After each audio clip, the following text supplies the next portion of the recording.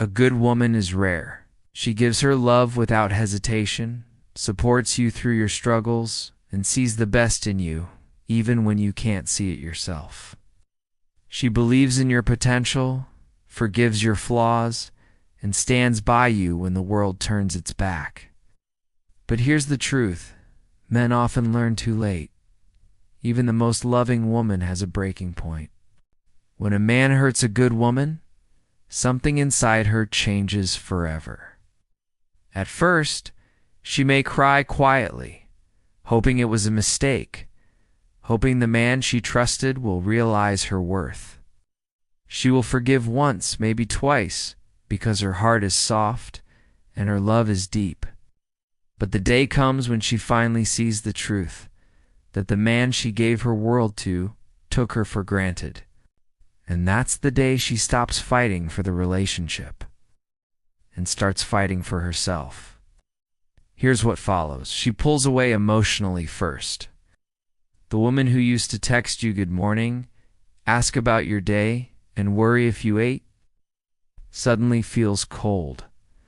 Not because she stopped caring, but because she's protecting her heart from further damage. Then comes the silence. She no longer argues.